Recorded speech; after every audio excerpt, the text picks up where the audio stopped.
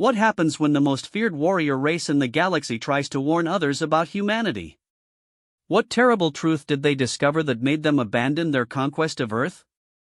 This is the story of Ambassador Crixtal, whose desperate warning to the Galactic Council would either save countless civilizations, or doom them all to repeat the same catastrophic mistake. They called humans Deathworlders as an insult. They had no idea it was actually a compliment. The massive doors of the Galactic Council chambers slammed open with such force that several delegates jumped from their floating seats. Ambassador Crixtal of the Vorthak Empire stormed into the circular arena, his usually pristine military uniform torn and blood-stained. The proud warrior who had never shown weakness before any alien species now trembled as he approached the speaking platform. Council Speaker Yeltera, a dignified Celestine with flowing robes of starlight, raised her hand for silence. The chamber held over 3,000 representatives from across the galaxy, and the sudden appearance of the Vorthak ambassador had created quite a stir. The Vorthak were known throughout the galaxy as the ultimate military force. Their empire had conquered 17 star systems in the past century alone. To see their most decorated ambassador in such a state was unprecedented. Ambassador Crixtal, Speaker Yeltera's voice resonated through the vast chamber using the universal translator systems. You were not scheduled to address the council today. What brings you here in such distressing circumstances? Crixtal's 4 eyes swept across the assembled delegates. His people were tall, muscular beings with naturally armored skin and razor-sharp claws. They had evolved on a world where survival meant constant warfare. Yet now, this apex predator looked like a broken creature. Honored delegates, Crixtal began, his voice carrying the weight of terrible knowledge. I come before you today not as a conqueror, but as a survivor. 3 months ago, my fleet departed for what we believed would be a routine conquest of a primitive world called Earth. We had studied their species extensively. These humans appeared to be soft, weak creatures with no natural weapons or armor. Their technology was centuries behind ours. A few delegates chuckled. The Manthari representative, Ambassador Slicks, clicked his mandibles in amusement. Are you telling us that the mighty Vorthak were defeated by primitives? Perhaps your military reputation has been greatly exaggerated. Crixtal's expression darkened. Mock me if you wish, Slicks. But, know this: every species in this chamber that has even considered expanding into human space should heed my warning. These creatures are not what they appear to be. The ambassador activated the holographic display system. Images filled the air above the speaking platform, orbital scans of Earth, human cities, and what appeared to be peaceful civilian populations going about their daily lives. Our intelligence suggested a population of approximately 8 billion humans spread across one world, Crixtal continued. We observed their conflicts with each other and noted their use of primitive chemical explosives and metal projectile weapons. Our analysis indicated that a single Vorthak battlecruiser could subjugate their entire planet within solar cycles. Dr. Hex, the Kytherian scientific advisor, leaned forward in his chair. His people were known for their analytical minds and skeptical nature. What exactly went wrong with your invasion plan, Ambassador? Crixtal's hands clenched into fists. Everything. We were not invading a world of peaceful primitives. We were walking into a trap that had been 8 billion years in the making. The chamber fell silent. Even the most casual conversations stopped as delegates focused on the Vorthak's words. Our first mistake, Crixtal said, advancing the holographic display to show approaching Vorthak ships, was assuming that because humans appeared physically weak, they were actually weak. We learned very quickly that humans are the survivors of what they call evolution, a process where only the most adaptable and cunning creatures survive to reproduce. The display showed images of Earth's wildlife.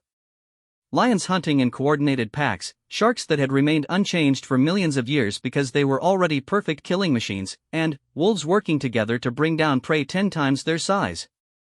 Every creature on their world is either a predator or has developed incredible defenses against predators, Crixtal explained. But humans?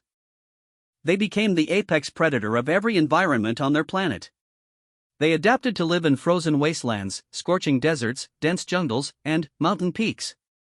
They learned to hunt creatures that could kill them with a single blow. Ambassador Trin, a peaceful Zarathi whose people had never known war, raised her wing-like appendage.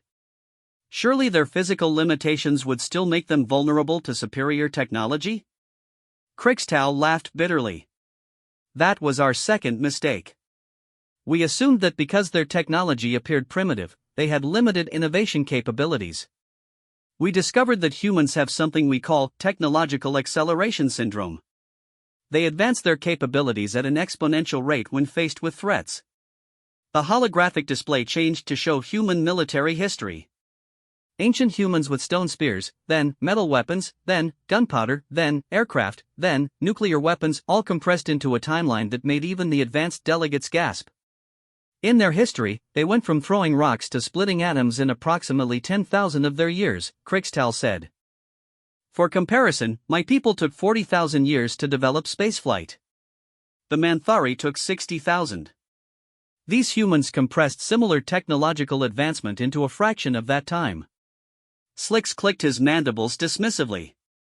Impressive perhaps, but surely not enough to challenge a spacefaring civilization with energy weapons and particle shields. I thought the same thing, Crixtal replied. Until we discovered their true nature. Humans are not just technological adapters, they are warfare specialists. Every aspect of their culture, their entertainment, their problem-solving methods, and their social structures revolves around conflict and overcoming impossible odds. The display showed human entertainment action movies featuring individuals defeating armies, sports where teams competed with violent intensity, video games where players battled increasingly difficult opponents. Even their literature was filled with stories of underdogs triumphing against superior forces. They practice warfare as recreation, Crixtal said with obvious disbelief. Children play games where they simulate military tactics. Their adults compete in activities designed to test combat reflexes and strategic thinking. They voluntarily submit to physical training regimens that would break the spirits of most other species. Representative Galak of the Hive Mind Collective, whose species shared thoughts across entire planets, spoke up. You speak as if this makes them dangerous to advanced civilizations. Surely numbers and technology would still prevail. Crixtal's four eyes fixed on Galak. That brings us to the third and most catastrophic mistake we made. We assumed that because humans fight among themselves, they would not unite against external threats. We believed we could exploit their divisions and conquer them piecemeal. The holographic display shifted to show human conflicts throughout history, wars, battles, and seemingly endless violence between different human groups. Yes, humans fight each other constantly, Crixtal admitted. But we learned something that our intelligence had completely missed. When faced with an external threat, every human becomes part of the same pack. Every territorial dispute, every ideological difference, every historical grievance becomes irrelevant when something threatens their species. Images flashed of human military units from different nations working together, of rival corporations sharing technology during wartime, of enemy political parties uniting against common threats. Within hours of our first scout ships appearing in their system, every human government had established unified command structures, Crixtal continued. Nations that had been enemies for centuries began sharing military secrets. Civilian populations that had never cooperated started working together with the efficiency of a hive mind. The chamber was completely quiet now. Even the skeptical representatives were beginning to understand the gravity of the ambassador's warning.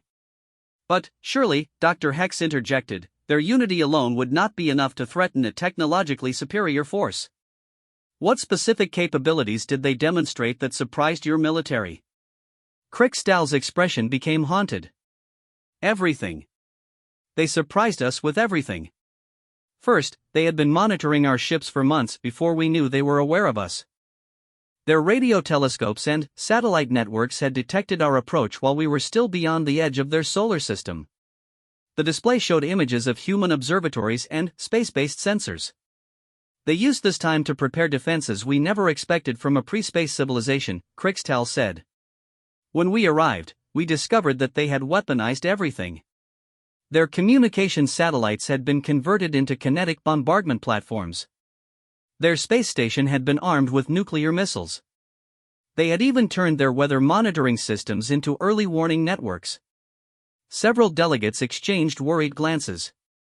The technological creativity being described was beyond what most species achieved even after centuries of spaceflight. Their ground-based defenses were even more impressive, Krixtal continued. They had taken their primitive nuclear weapons and redesigned them specifically for ship-to-ship combat. They launched them using delivery systems ranging from converted civilian rockets to electromagnetic railguns they built specifically for the engagement. Ambassador Yex of the Traders Coalition, whose people were known for their business acumen, asked, "How could a pre-industrial species afford the resources for such extensive preparations?" "That was perhaps the most disturbing discovery of all," Krixtal replied. "Humans have mastered something they call total war economics. When threatened, their entire civilization can shift from civilian production to military production in a matter of weeks. Every factory that manufactured transportation vehicles began producing military equipment. Every civilian engineer became a weapons designer. Every construction worker became a fortification builder." The holographic display showed images of human factories being rapidly converted to produce military equipment, of civilian volunteers working around the clock to support military operations, of entire cities being turned into defensive positions. "They demonstrated production capabilities that should have been impossible for their level of civilization," Krixtal said. "Within 1 month of our arrival, they were producing defensive systems at a rate that exceeded our intelligence projections by several thousand%. The council chamber was filled with uncomfortable murmurs. The implications of what the ambassador was describing were becoming clear to the assembled delegates. "But production alone would not defeat a space-based military force," pointed out Commander Vex of the Rigel Defense Fleet. "What tactical capabilities did they demonstrate?" Krixtal's expression became even darker. "That brings us to the most terrifying aspect of human warfare, their tactical creativity. Every human appears to be a natural strategic thinker. They approach combat problems from angles that our best military minds never considered." The display changed to show space-based combat footage from the Vorthack engagement. "Our first engagement was a disaster because we underestimated their willingness to sacrifice," Krixtal explained. "We approached their outermost defensive positions expecting minimal resistance. Instead, we encountered human fighters who deliberately rammed our ships with their primitive craft to disable our weapons systems." Several delegates recoiled in shock. Most civilized species avoided unnecessary casualties whenever possible. "They showed no fear of death," Krixtal continued. "They treated their own lives as expendable resources to be used strategically. Pilots would deliberately crash into our ships if it meant saving their comrades or achieving tactical objectives. Ground forces would hold defensive positions against impossible odds to buy time for civilian evacuations." The images showed human military personnel making what appeared to be suicidal attacks against vastly superior Vorthack forces. "We had prepared for rational opponents who would surrender when faced with overwhelming force," Krixtal said. "Instead, we found ourselves fighting an enemy that became more dangerous as their situation became more desperate." Representative Min of the Peaceful Alliance asked, "Surely their primitive weapons could not seriously threaten advanced military equipment?" Krixtal laughed bitterly. "Another critical miscalculation. Humans have a saying, necessity is the mother of invention. When faced with our superior technology, they did not attempt to match it directly. Instead, they found weaknesses we did not know we had." The holographic display showed detailed technical readouts of Vorthack military equipment. "Our particle shields, for example, were designed to stop energy weapons and high-velocity projectiles," Krixtal explained. "Humans discovered that slow-moving objects with specific electromagnetic signatures could pass through them undetected. They began using delivery systems that appeared harmless until they reached our ships. Images showed what appeared to be civilian cargo containers drifting through space, only to suddenly activate sophisticated homing systems and explosive warheads. They turned everything into a weapon," Krixtal said. "Medical supply ships became delivery platforms for electromagnetic pulse devices. Civilian communication networks became coordination systems for distributed attacks. Even their entertainment broadcasts contained encrypted military intelligence." The chamber was now completely silent except for the occasional nervous shuffle as delegates processed the implications of what they were hearing. "Their most effective tactic was psychological warfare designed specifically to counter our military doctrines," Krixtal continued. Our people are trained to fight honorable battles against equally matched opponents. Humans showed no interest in fighting fairly. The display showed recordings of human military communications during the engagement. They would attack our ships using seemingly random patterns that made no strategic sense, Krixtal explained. Then, we realized the attacks were designed to make us afraid of empty space. They made us paranoid about every asteroid, every piece of space debris, every civilian vessel. We began expending ammunition on false targets while their real attacks came from directions we never monitored. Dr. Hex leaned forward with obvious professional interest. What specific innovations in their weapons technology surprised your military analysts? Everything they built was designed with redundancy and adaptability, Krixtal replied. Our weapons are efficient and specialized. Human weapons are crude but versatile.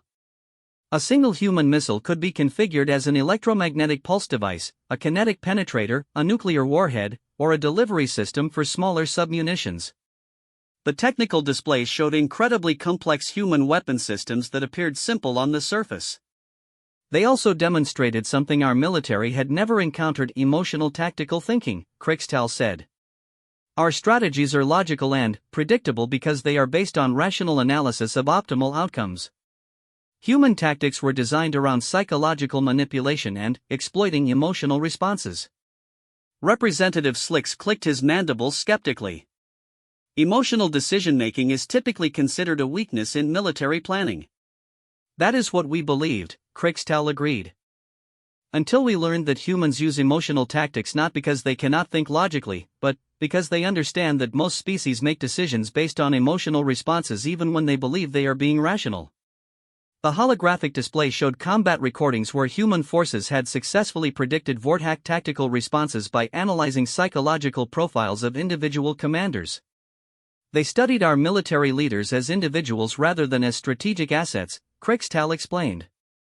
They identified personal weaknesses, emotional triggers, and behavioral patterns in our command structure. Then, they designed attacks specifically to exploit these individual characteristics. The implications of this revelation sent murmurs through the chamber. Most military organizations treated commanders as interchangeable components trained to follow standard procedures. Our fleet commanders found themselves making tactical decisions based on personal emotional responses rather than military doctrine, Krixtal admitted.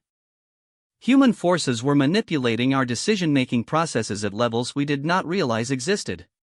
Council Speaker Yeltera raised her hand for attention. Ambassador Krixtal, while your experiences are obviously traumatic, the Council needs to understand the concrete results of this engagement. What was the final outcome of your attempted conquest? Krixtal's shoulders sagged as if the weight of his next words was almost too much to bear.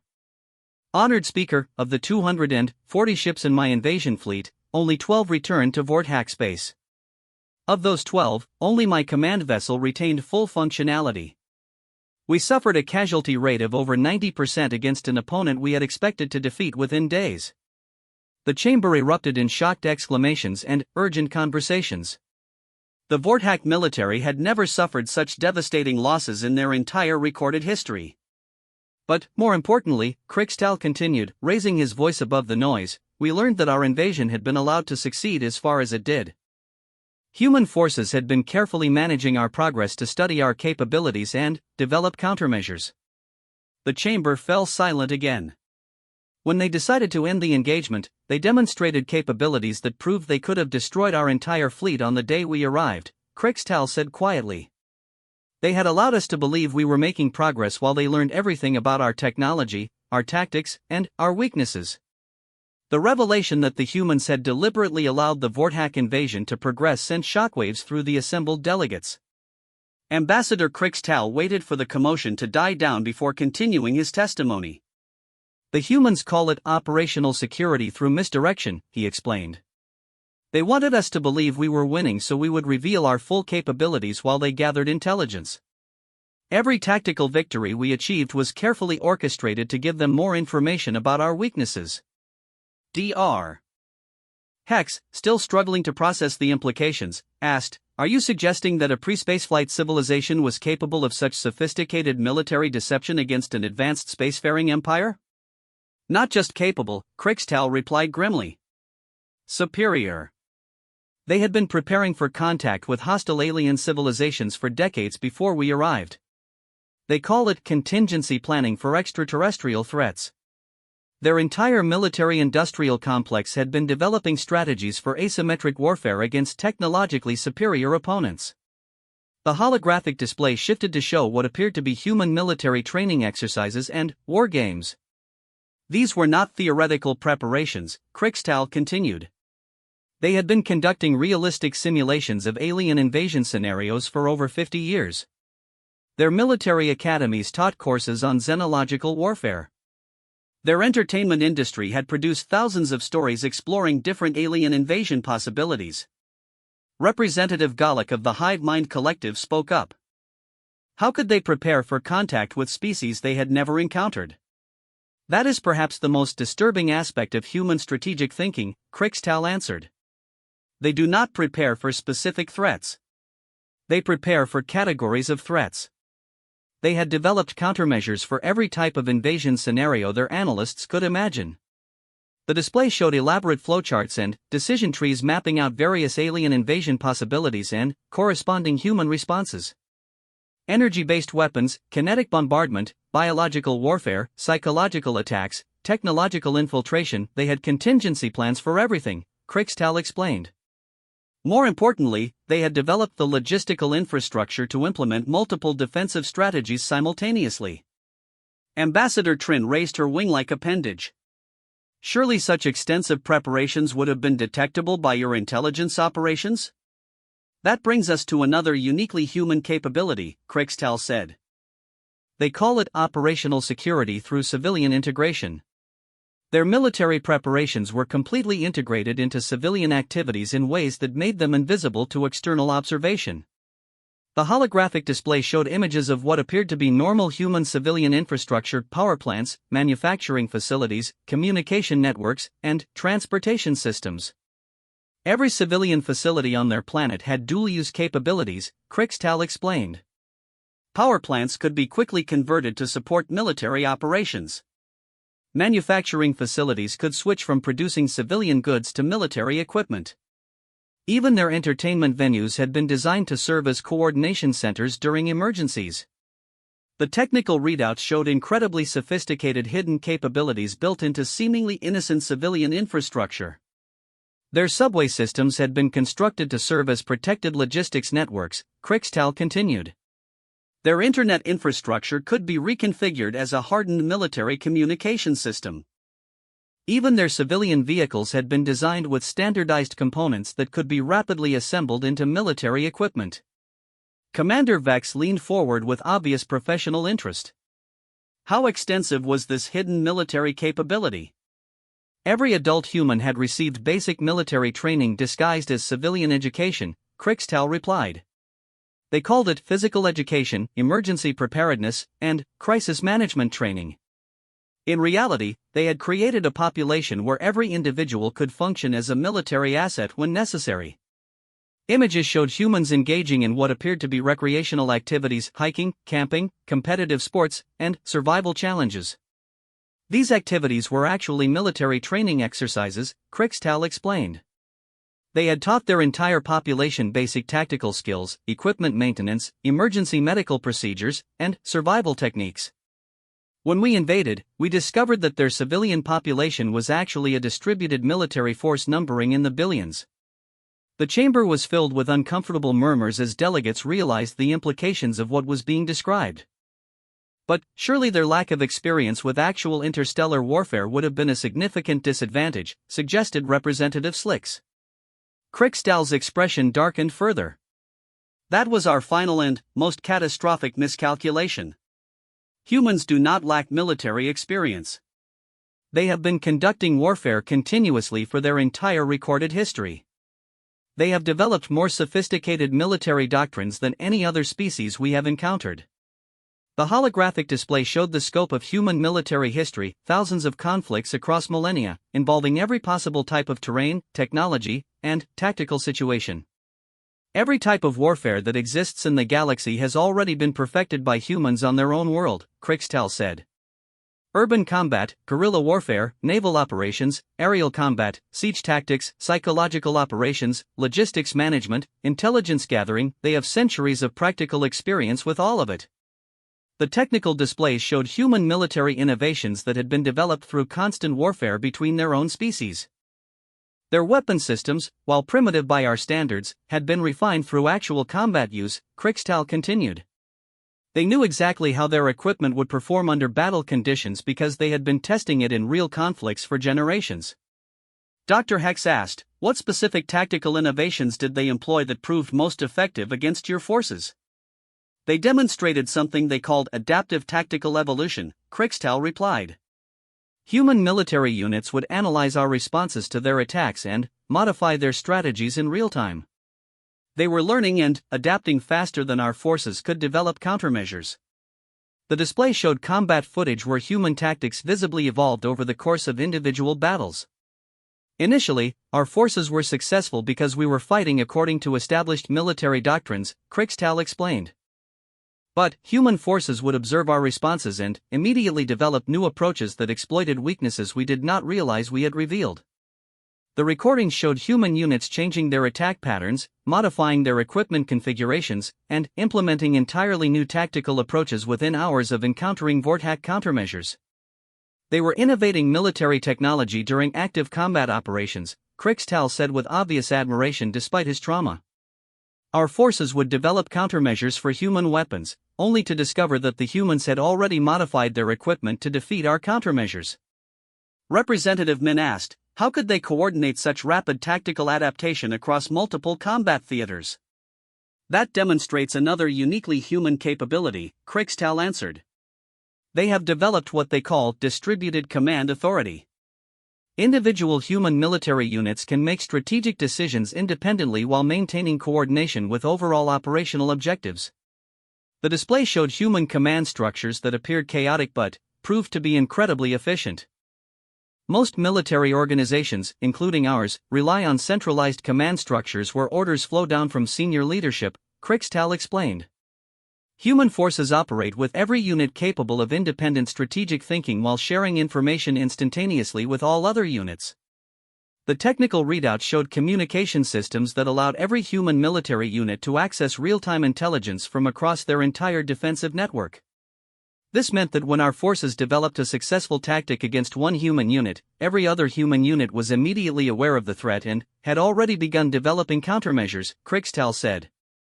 "We found ourselves fighting an enemy that learned from every engagement simultaneously across all battlefronts." Council Speaker Yeltera raised her hand. "Ambassador, while these tactical capabilities are impressive, what convinced you that humans represent a threat to the broader galactic community?" Krixtal's expression became haunted. "Because we learned that everything I have described represents only their defensive capabilities. When they transitioned from defense to offense, we discovered that we had gravely underestimated their potential." The holographic display changed to show the final phases of the engagement between human and Vorthack forces. Human offensive operations demonstrated technologies and tactics that should not have been possible for their level of civilization, Krixtal said. "They had been reverse engineering our technology from captured equipment faster than our own engineers could develop improvements." Images showed human-built devices that clearly incorporated Vorthack technology but had been modified in ways that made them more effective than the originals. "They were not simply copying our technology," Krixtal continued. "They were improving it. Human engineers would analyze captured Vorthack equipment, identify design limitations, and produce superior versions within days." The technical display showed side-by-side comparisons of Vorthack military equipment and human-modified versions. In every case, the human improvements had resulted in better performance, greater efficiency, or enhanced reliability. "More disturbing was their approach to technology integration," Krixtal said. They would combine Vorthack technology with their own primitive systems to create hybrid weapons that were more effective than either technology alone. Examples showed human nuclear weapons enhanced with Vorthack energy focusing systems, human kinetic weapons augmented with alien targeting computers, and human spacecraft powered by modified Vorthack engines. They demonstrated an intuitive understanding of technological principles that allowed them to innovate beyond the limitations of both their own technology and ours, Krixtal explained. Within weeks of capturing our equipment, they were producing weapons systems that our best engineers had never conceived. Commander Vex asked, "What specific offensive capabilities convinced you that they represented a broader threat?" Krixtal paused as if gathering courage to reveal the most disturbing information. When human forces transitioned to offensive operations, they demonstrated space combat capabilities that proved they had been monitoring and analyzing the military activities of every spacefaring civilization in this region of the galaxy, he said quietly. The chamber erupted in alarmed exclamations. The implications of such surveillance capabilities were staggering. They knew the technical specifications of our ships better than many of our own engineers, Krixtal continued. But they also knew the capabilities of Manthari vessels, Celestine defense platforms, Zarathi exploration ships, and military equipment from dozens of other species. The holographic display showed detailed technical analyses of military equipment from civilizations across the galaxy. They had been passively monitoring our communications, analyzing our technology, and studying our tactics for decades, Krixtal said. They had built comprehensive intelligence profiles on every major military organization in known space.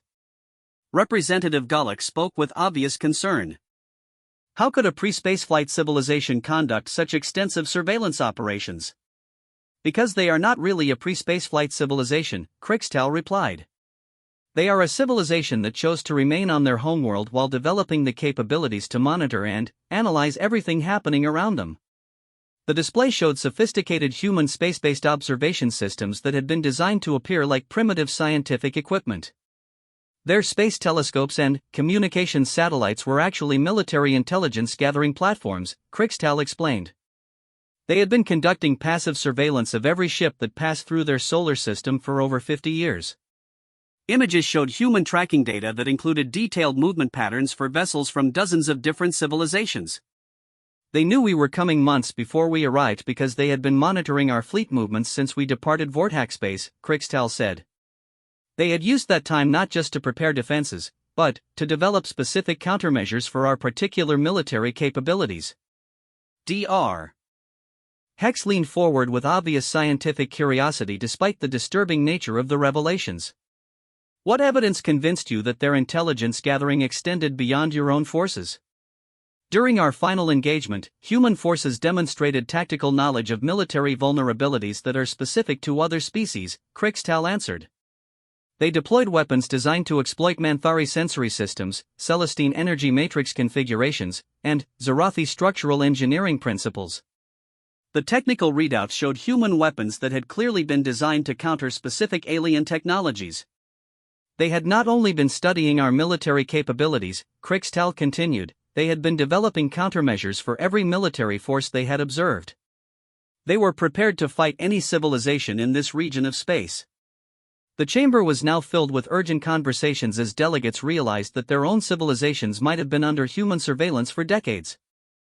Most disturbing of all, Krixtal said, raising his voice to regain attention, when human forces demonstrated their full offensive capabilities, they showed us that they had developed delivery systems capable of striking targets anywhere in this region of space. The holographic display showed human spacecraft designs that incorporated advanced propulsion systems clearly derived from multiple alien technologies.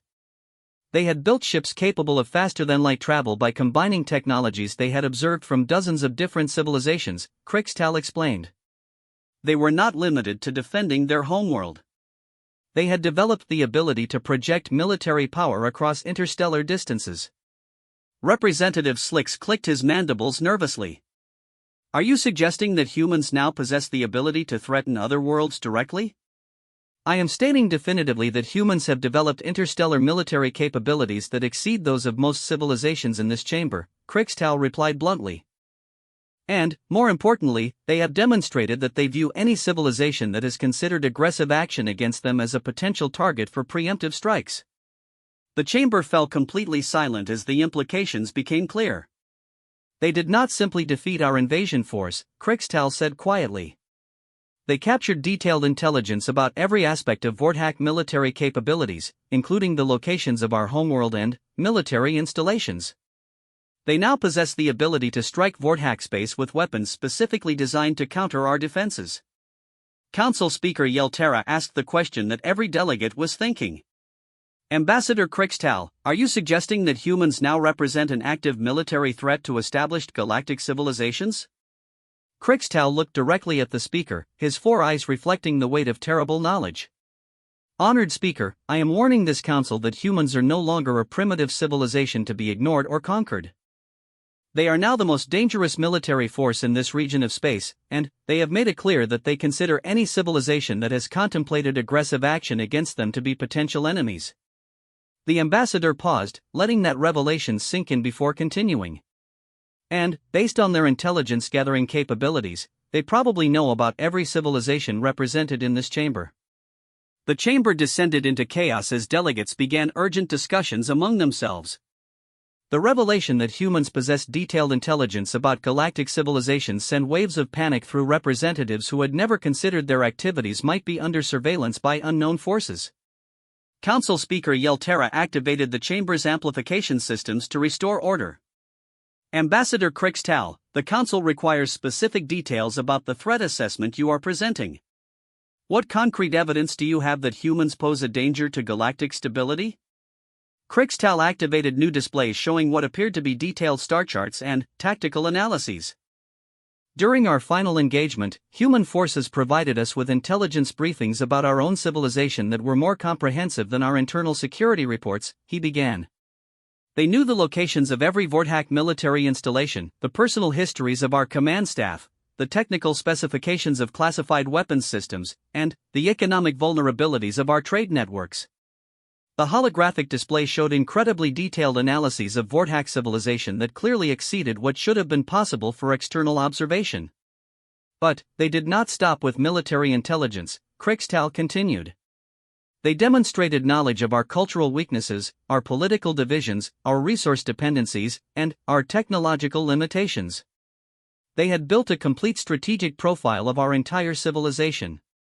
Representative Galak leaned forward with obvious concern.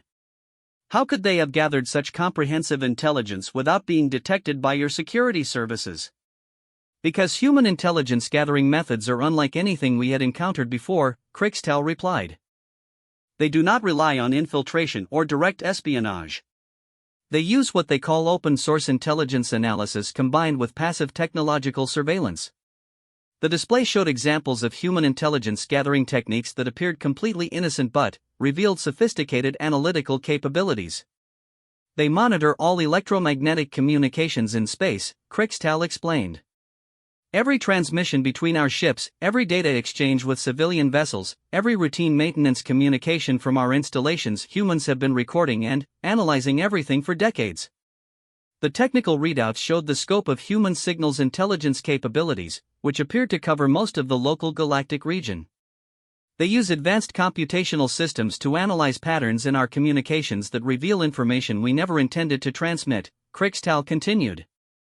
Changes in military communication frequencies indicate operational planning.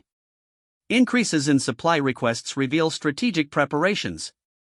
Even routine personnel transfers contain intelligence about our military priorities. Dr. Hex asked, what specific analytical capabilities allow them to extract such detailed intelligence from routine communications?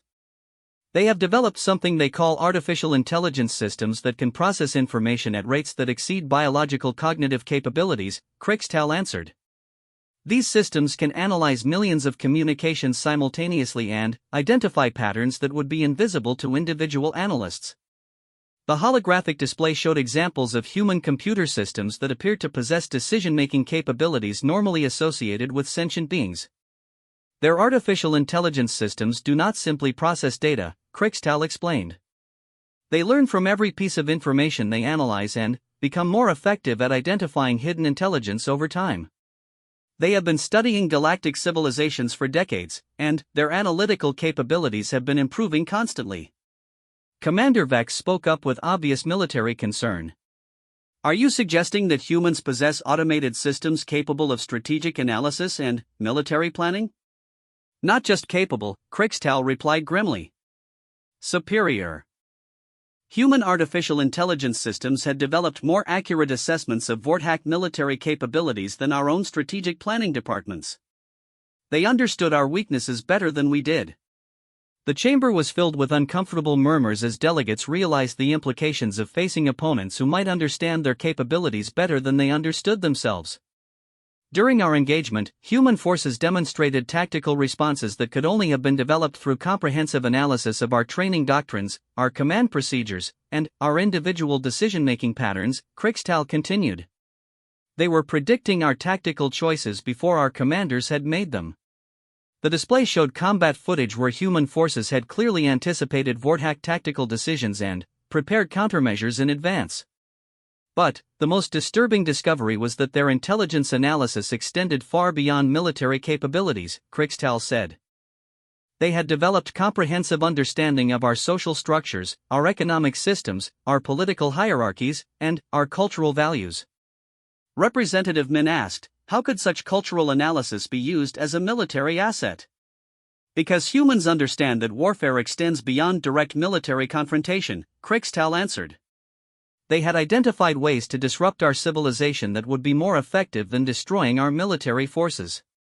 The holographic display showed analyses of Vorthac society that identified critical vulnerabilities in their economic, political, and social systems. They could have destroyed our food distribution networks, collapsed our communication infrastructures, or disrupted our industrial production systems, Krixtal explained. They understood that damaging our civilian capabilities would be more effective than engaging our military forces directly. The technical readouts showed that humans had identified specific targets within Vorthac civilization whose destruction would cause cascading failures across their entire society. They demonstrated that they could have conquered our civilization without firing a single shot at our military forces, Krixtal said quietly. They had identified vulnerabilities that would have forced us to surrender to prevent the collapse of our entire social structure. Council Speaker Yeltera raised her hand for attention. Ambassador, while these intelligence capabilities are clearly sophisticated, what evidence do you have that humans intend to use them aggressively against other civilizations? Krixtal's expression became even more troubled. Because they made their intentions very clear during our final negotiations. They informed us that they consider any civilization that has contemplated aggressive action against Earth to be a potential threat requiring monitoring and contingency planning. The chamber fell silent as delegates processed the implications of being under active threat assessment by human forces. They provided us with intelligence briefings about other galactic civilizations to demonstrate the extent of their surveillance capabilities, Krixtal continued. They wanted us to understand that they had been monitoring everyone, not just our own forces. The holographic display shifted to show analyses of multiple galactic civilizations that clearly indicated extensive human intelligence gathering operations. They knew about Manthari expansion plans that had been classified at the highest levels of their government, Krixtal said, looking directly at Representative Slicks. They had detailed analyses of Celestine defensive capabilities that included technologies still in development phases. Representative Slicks's mandibles clicked nervously. Are you claiming that humans possess intelligence about Manthari strategic planning? I am stating that humans provided me with detailed briefings about Manthari military preparations for territorial expansion that included information available only to your highest command levels, Krixtal replied bluntly. The Manthari representative began urgent communications with his delegation as the implications became clear. They also demonstrated knowledge of Zarathi exploration activities in regions that have not been publicly disclosed, Krixtal continued, turning toward Ambassador Trin. They knew about your survey missions in sectors that your government considers classified information. Trin's wing-like appendages fluttered with obvious distress as she realized the extent of human surveillance capabilities. The humans made it clear that they view the galaxy as a potentially hostile environment where any civilization might pose a threat to their security, Krixtal said. They have been preparing defensive strategies not just for known threats, but for any possible future threat from any source. Dr. Hex leaned forward with obvious scientific curiosity despite his concern. What specific defensive preparations have humans implemented based on their intelligence gathering? They have developed what they call asymmetric deterrent capabilities designed to counter every type of threat they have identified, Krixtal answered. They showed us weapons systems designed specifically to counter the military advantages of different galactic civilizations. The holographic display showed human weapons designed with clear countermeasures for various alien military technologies. They had developed kinetic weapons specifically designed to penetrate Manthari energy shields, Crixtal explained. They had created electromagnetic pulse devices configured to disrupt Celestine energy matrix systems. They had built biological weapons targeted at Zarathi respiratory systems. The chamber erupted in alarmed exclamations as representatives realized that humans had developed specific countermeasures for their particular species' vulnerabilities. They were not preparing to fight generic alien invaders, Crixtal continued. They were preparing to fight each of us specifically, using weapons designed to exploit our particular weaknesses and counter our specific advantages. Representative Galak spoke with obvious distress. Are you suggesting that humans have developed targeted weapons for every civilization in this chamber? Based on the intelligence briefings they provided, I believe humans have developed military countermeasures for every spacefaring civilization they have observed, Crixtal replied. They have been preparing for potential conflicts with all of us. The chamber was now filled with urgent conversations as delegates realized the implications of facing an opponent who had been specifically preparing to fight their particular civilization. But, more importantly, Crixtal said, raising his voice to regain attention, they have developed delivery systems capable of deploying these weapons across interstellar distances. They are not limited to defensive operations from their homeworld. The holographic display showed human spacecraft designs that incorporated advanced propulsion technologies clearly derived from multiple alien sources.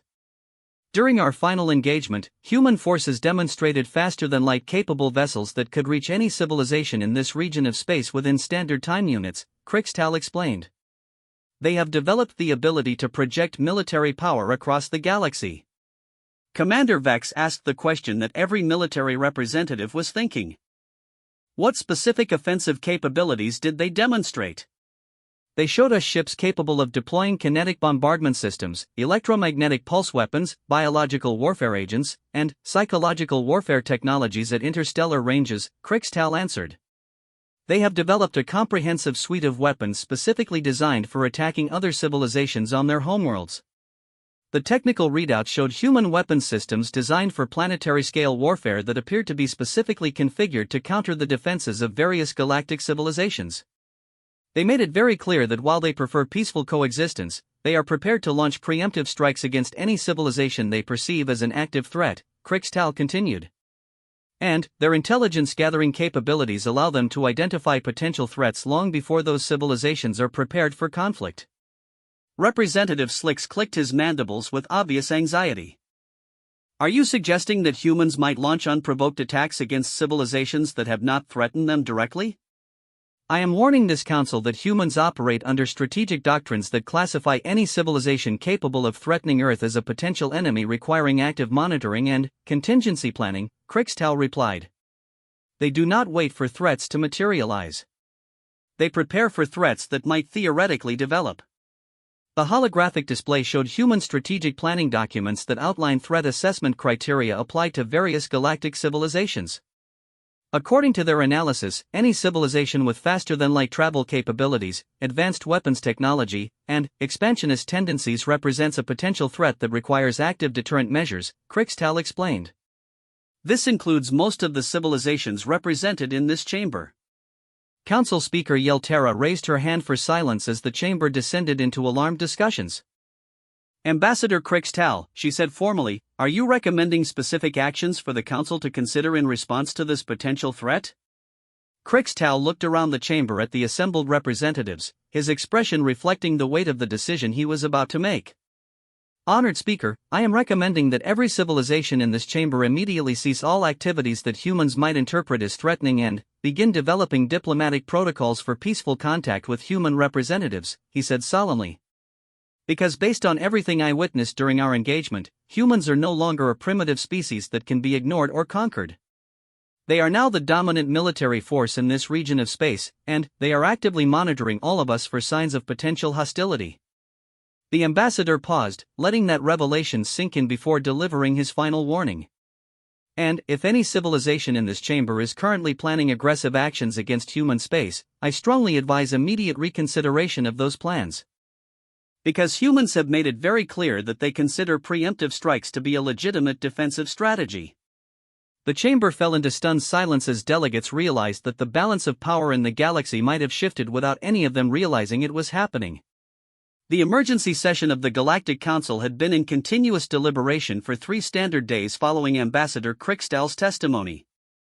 Representatives from across known space had been consulting with their governments, conducting urgent intelligence reviews, and attempting to verify the ambassador's claims about human capabilities. Council Speaker Yeltera called the session back to order as new intelligence reports began arriving from various civilizations. The atmosphere in the chamber was tense as delegates realized that many of Crickstall's warnings were being confirmed by their own intelligence services. The Council has received preliminary reports from several member civilizations regarding their own observations of human activities, Speaker Yeltera announced. Representative Slicks of the Manthari Empire has requested permission to address the chamber. The insectoid ambassador rose from his delegation area, his normally confident demeanor noticeably subdued. Honored Council, I must report that our intelligence services have confirmed several aspects of Ambassador Crickstall's testimony. Our deep space monitoring stations have detected the presence of previously unidentified spacecraft in Manthari space that appear to match descriptions of human vessels. Murmurs of concern rippled through the chamber as other delegates realized that human surveillance activities extended far beyond what they had previously suspected. These craft have demonstrated stealth capabilities that exceed our sensor technologies, Slicks continued. They have been conducting passive surveillance operations in our territory for an estimated 18 standard months. We had previously attributed these sensor anomalies to equipment malfunctions. Dr. Hex leaned forward with obvious scientific interest. What specific capabilities did these vessels demonstrate? Our analysts believe these human ships have been conducting detailed scans of our military installations, commercial traffic patterns, and communication networks, Slicks replied. They appear to have developed sensor technologies that can gather comprehensive intelligence while remaining virtually undetectable. The technical display showed Manthari sensor logs that revealed subtle anomalies consistent with the presence of advanced stealth vehicles.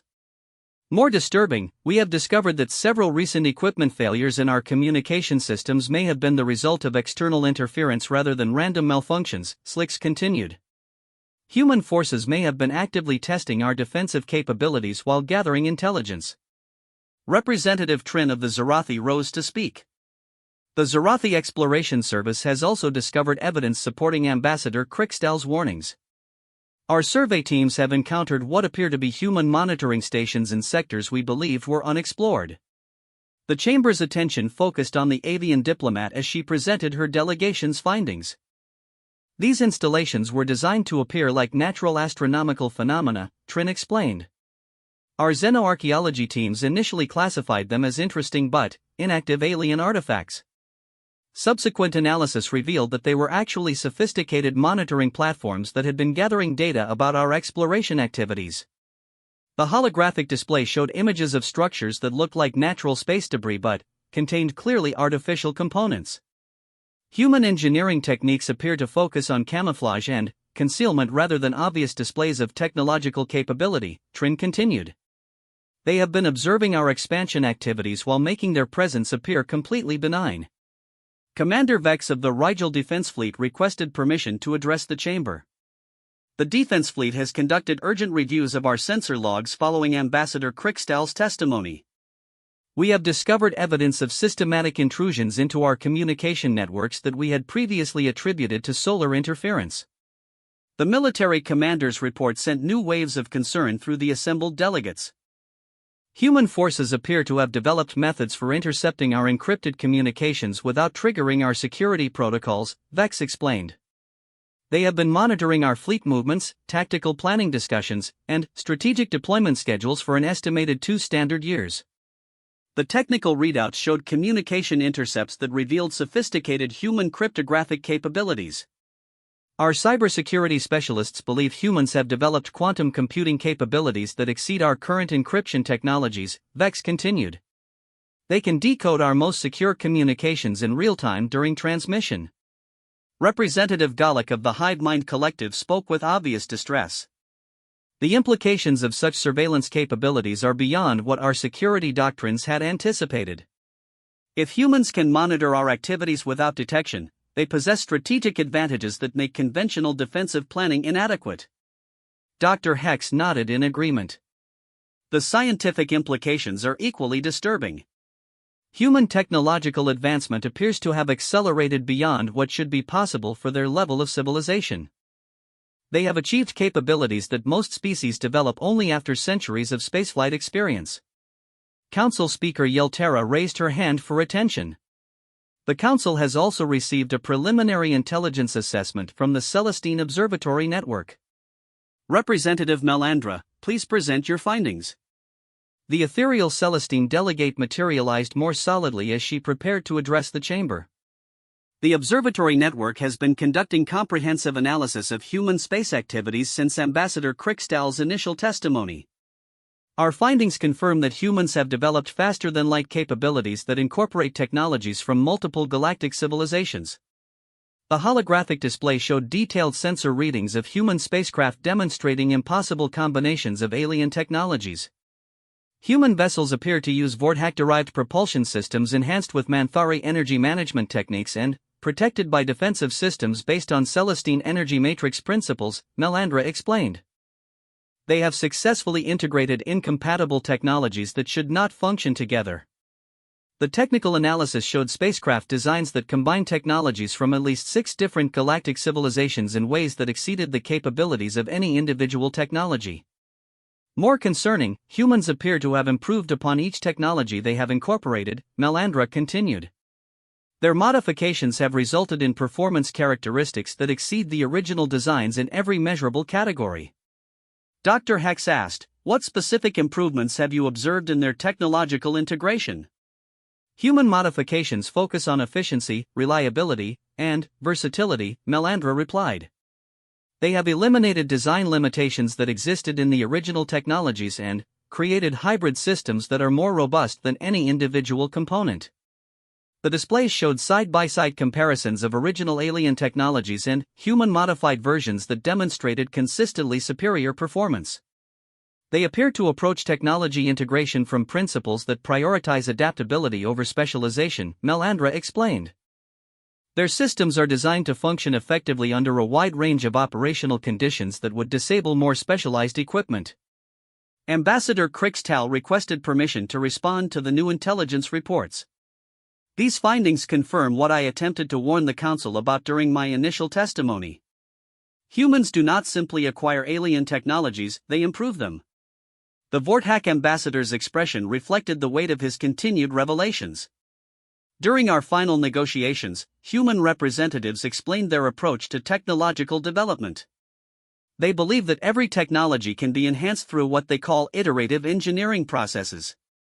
The holographic display showed examples of human engineering methodologies that appeared to focus on continuous improvement rather than achieving initial functional capability. They test every system under extreme conditions to identify failure points, then redesign components to eliminate those weaknesses, Krickstall continued. They repeat this process continuously until their equipment exceeds the performance of the original design. Representative Min asked, how could they achieve such rapid technological advancement without extensive research infrastructure? Because human engineering philosophy approaches technology development differently than most galactic civilizations, Krickstall answered. They do not attempt to understand the theoretical principles behind alien technologies. They focus on making those technologies work better through practical experimentation. The technical display showed human testing facilities where alien technologies were subjected to conditions that would destroy most equipment. They deliberately stress their equipment beyond design specifications to identify weak points, Krickstall explained. Then, they modify or replace components until the system functions reliably under those extreme conditions. Dr. Hex nodded with obvious scientific appreciation despite his concern. Such empirical engineering approaches could achieve rapid improvements without requiring comprehensive theoretical understanding of the underlying principles. Exactly, Krickstall confirmed. Humans do not need to understand how alien technologies work. They only need to understand how to make them work better. This allows them to achieve technological advancement at rates that would be impossible through traditional research methodologies. Commander Vex spoke up with obvious military concern. These technological capabilities, combined with their surveillance activities, suggest that humans may be preparing for large-scale military operations against multiple targets simultaneously. That brings us to the most disturbing aspect of human strategic planning, Krixtal replied. During our negotiations, they made it clear that they view galactic civilization as inherently unstable and, potentially threatening to their long-term security. The chamber fell silent as delegates realized the implications of being viewed as existential threats by such a capable opponent. Humans believe that any advanced civilization will eventually develop the capability and motivation to threaten other civilizations, Krixtal continued. They consider it inevitable that peaceful coexistence will eventually break down as civilizations compete for resources and territory. The holographic display showed human strategic analyses that projected various scenarios for galactic conflict based on historical patterns of expansion and competition. They have been preparing for what they consider the inevitable breakdown of galactic stability, Krixtal explained. They view their current intelligence gathering and technological development as necessary preparations for future survival rather than aggressive activities. Representative Galak asked, "Are you suggesting that humans believe peaceful coexistence with galactic civilizations is impossible?" "They believe that peaceful coexistence is temporary," Krixtal replied. "They are preparing for the possibility that any current ally might become a future enemy as circumstances change over time."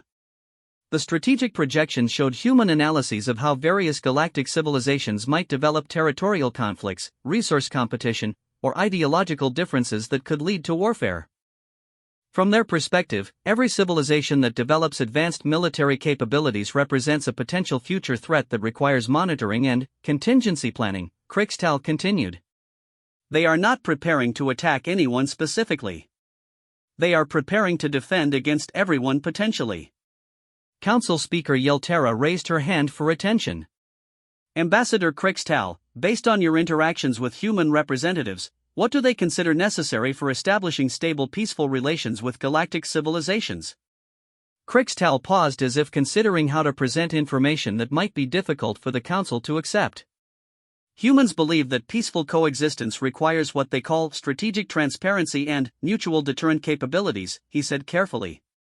They want all galactic civilizations to acknowledge their surveillance activities and accept ongoing monitoring as a condition of peaceful relations. The chamber erupted in alarmed discussions as delegates realized that humans were essentially demanding the right to continue spying on everyone as a prerequisite for avoiding conflict.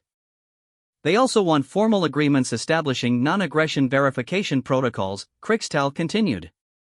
They want the right to monitor military activities of all galactic civilizations to ensure that no one is preparing aggressive actions against human space. Representative Slicks clicked his mandibles indignantly. Are you suggesting that humans expect galactic civilizations to accept permanent surveillance as a condition of peaceful coexistence? I am reporting that humans consider ongoing intelligence gathering to be essential for their security planning, Krixtal replied. They view attempts to prevent their surveillance activities as inherently threatening actions that indicate potential hostile intentions. The implications were becoming clear to every delegate in the chamber. Humans had developed capabilities that made them impossible to ignore, but their conditions for peaceful coexistence required other civilizations to accept permanent subordinate status in galactic affairs. There is one final aspect of human strategic thinking that the Council needs to understand, Krixtal said quietly. Humans do not believe that any civilization should be trusted with the capability to threaten other civilizations without oversight. The chamber fell completely silent as delegates realized the full scope of what was being proposed. They believe that galactic stability requires active management by a civilization with sufficient capability to deter aggressive actions by any potential threat, Krixtal continued. They are offering to serve as galactic peacekeepers, but only under conditions that give them the authority to monitor and potentially intervene in the affairs of any civilization they consider potentially threatening. Council Speaker Yeltera asked the question that would determine the future of galactic civilization. Ambassador Krixtal, are humans demanding hegemony over galactic affairs, or are they offering partnership in maintaining galactic stability? Krixtal looked around the chamber at representatives who were beginning to understand that their response to this question would determine whether the next phase of galactic history would be characterized by cooperation or conflict. Honored Speaker, humans are offering what they consider a reasonable compromise between galactic autonomy and galactic security.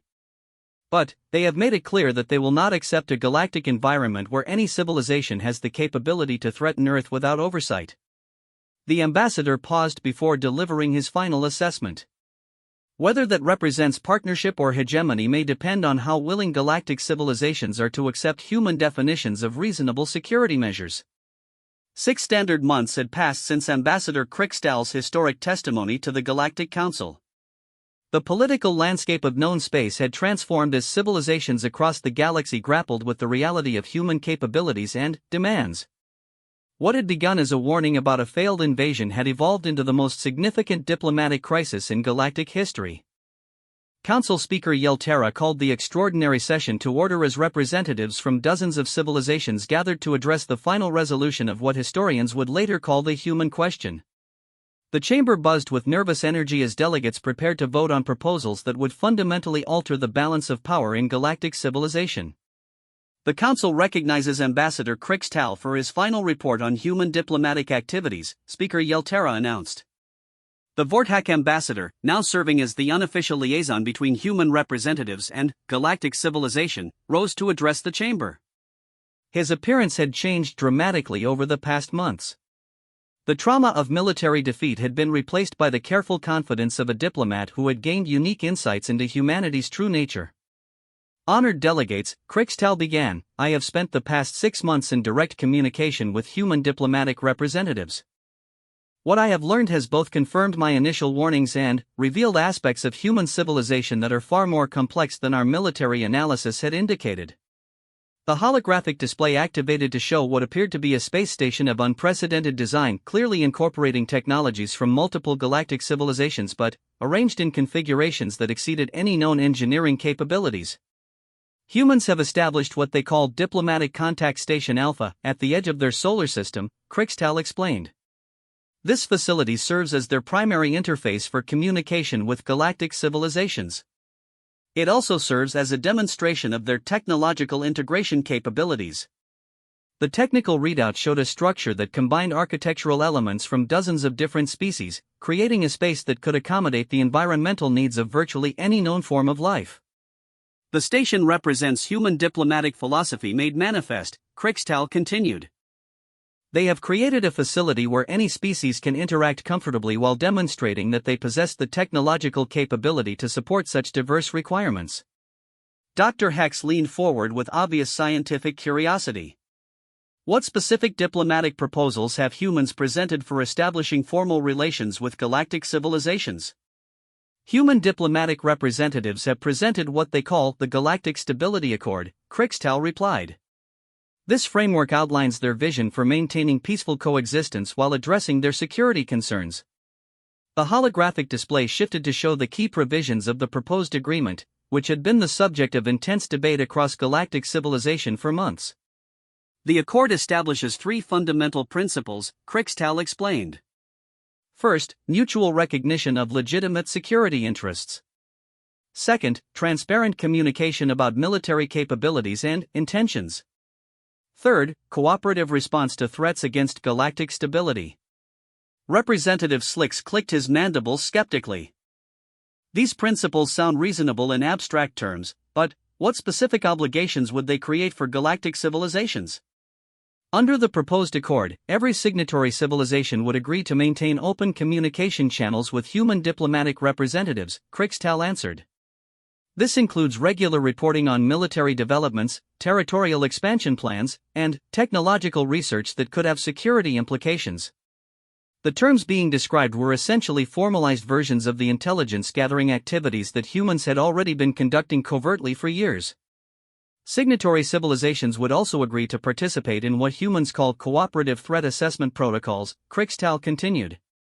This means sharing intelligence about potential security threats and coordinating responses to situations that could destabilize galactic peace. Commander Vex asked the question that military leaders throughout the galaxy had been debating. What enforcement mechanisms would humans implement for civilizations that violate these protocols? Krickstahl's expression became more serious. The accord includes provisions for what humans term graduated response procedures. These range from diplomatic intervention to economic sanctions to military action, depending on the severity of the perceived threat. The holographic display showed a detailed breakdown of human response capabilities that had been revealed during the diplomatic negotiations. Humans have demonstrated the ability to implement economic pressure through disruption of interstellar commerce, Krixtal explained. Their surveillance capabilities allow them to interfere with trade routes, communication networks, and resource distribution systems.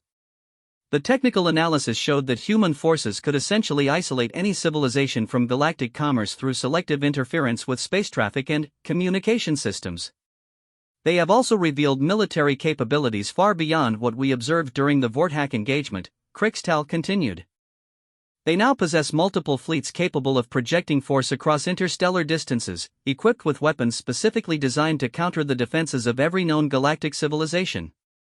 Images showed human battle groups that incorporated technologies from across the galaxy, creating military capabilities that exceeded those of any individual civilization. Most significantly, they have developed what they call planetary security protocols, Krixtal said quietly. These are non-lethal systems designed to disable the technological infrastructure of entire civilizations without causing civilian casualties. The chamber fell silent as delegates realized the implications of such capabilities. Humans can essentially shut down any technological civilization by disabling their power generation, communication systems, and transportation networks, Krixtal explained. They view this as a humane alternative to traditional military conquest. Representative Galak spoke with obvious concern. Are you suggesting that humans possess the ability to subjugate any galactic civilization without engaging in destructive warfare? I am stating that humans have developed the capability to enforce galactic stability according to their definitions without resorting to the massive casualties traditionally associated with interstellar conflict, Krixtal replied. Council Speaker Yeltera raised her hand for attention. Ambassador Krixtal, what response have human representatives provided to the concerns raised by various civilizations about their proposed accord? Human diplomats have been remarkably forthcoming about their motivations and expectations, Krixtal answered. They acknowledge that their proposals represent a fundamental shift in galactic power structures, but they argue that such changes are necessary to prevent larger conflicts. The holographic display showed strategic analyses that humans had shared with galactic representatives, outlining various scenarios for future galactic development. According to human projections, the current trajectory of galactic expansion will inevitably result in territorial conflicts, resource competition, and technological arms races that will lead to devastating wars, Krixtal explained. They believe that proactive management of galactic affairs is necessary to prevent such outcomes. The projections showed historical patterns of expansion and conflict among galactic civilizations that supported human concerns about future stability. Humans argue that their technological advantages create a unique opportunity to establish galactic stability without the massive casualties that would result from traditional great power conflicts, Krixtal continued. They view their current proposal as the least destructive path forward. Dr. Hex asked, what alternatives have humans indicated they would pursue if galactic civilizations reject their proposed accord? Krixtal paused as if considering how to present information that would be difficult for the Council to accept. Human representatives have been very clear about their alternatives, he said carefully. They have indicated that they will unilaterally implement security measures they consider necessary for their protection, with or without galactic cooperation. The chamber erupted in concerned discussions as delegates realized that humans were essentially presenting an ultimatum disguised as a diplomatic proposal. They have made it clear that they will not accept a galactic environment where multiple civilizations possess the capability to threaten Earth, Krixtal continued. If diplomatic cooperation proves impossible, they are prepared to implement their security requirements through direct action. Representative Min asked, what specific actions would humans take if diplomatic negotiations fail? They have outlined what they call unilateral security protocols, Krixtal replied. These include expanded surveillance operations, preemptive intervention in situations they consider threatening, and the establishment of buffer zones around human space. The implications were becoming clear to every delegate in the chamber. Humans were offering galactic civilizations a choice between cooperation and subjugation. However, Krixtal continued, human representatives have also presented significant incentives for voluntary participation in their proposed accord. The holographic display shifted to show technological and economic benefits that humans had offered to cooperative civilizations. Participating civilizations would gain access to human technological innovations, including improvements to existing alien technologies, Krixtal explained. They would also receive economic benefits through preferential trade agreements and infrastructure development assistance. The benefits being offered were substantial enough to fundamentally transform the capabilities of any civilization that accepted them. Humans have demonstrated that they can enhance the technological capabilities of cooperative partners while maintaining security oversight, Krixtal continued. They view this as creating mutual benefits that justify their security requirements. Representative Trin asked, what specific responses have been received from major galactic civilizations regarding the human proposals? The responses have been mixed but revealing, Krixtal replied. Several smaller civilizations have already indicated willingness to accept the proposed accord in exchange for human technological assistance and security guarantees. The political analysis showed that civilizations without major military capabilities were more willing to accept human oversight in exchange for protection and advancement opportunities. Larger military powers have expressed more resistance, but several have begun informal cooperation with human representatives, Krixtal continued. The reality of human capabilities has forced even the most independent civilizations to reconsider their positions. Commander Vex spoke up with obvious resignation. The Defense Fleet has conducted comprehensive analysis of potential military resistance to human demands. Our assessment indicates that successful opposition would require cooperation among virtually all major galactic civilizations. The military commander's admission sent sobering reality through the chamber. Even coordinated resistance would likely result in casualties and destruction that would exceed the costs of accepting human terms, Vex continued. Humans have developed capabilities that make military resistance impractical for individual civilizations. Council Speaker Yeltera called for attention as the session moved toward its critical decision point. The Council must now vote on the resolution regarding galactic response to human diplomatic proposals, she announced. The choices before us will determine the future structure of galactic civilization. Ambassador Krixtal requested final permission to address the chamber before the historic vote. Honored delegates, he said solemnly, I have spent months observing human representatives and analyzing their proposals. What I have learned is that humans genuinely believe they are offering galactic civilization the best possible future under current circumstances. The Vorthak ambassador paused, looking around the chamber at faces that reflected the weight of the decision before them. They are not motivated by conquest or domination for its own sake, Krixtal continued. They are motivated by a deep conviction that galactic stability requires active management by a civilization with sufficient capability to enforce peaceful coexistence. The holographic display showed the final version of the Galactic Stability Accord, with detailed provisions for cooperation, oversight, and mutual benefit. Humans view themselves as reluctant peacekeepers rather than conquerors, Krixtal explained. They would prefer that other civilizations voluntarily accept the responsibilities of maintaining galactic stability, but they are not willing to risk their security on the hope that such cooperation will develop naturally. The ambassador delivered his final assessment to delegates who would soon determine the future of galactic civilization. The choice before this council is not between freedom and subjugation, Krixtal said quietly. The choice is between cooperative partnership and maintaining galactic stability and unilateral human action to ensure their security requirements. He paused before delivering his final recommendation.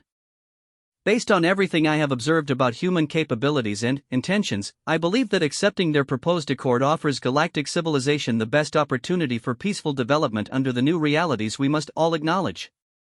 The chamber fell into contemplative silence as delegates prepared for the vote that would determine whether the future of galactic civilization would be characterized by cooperation or resistance to humanity's emergence as the dominant force in known space.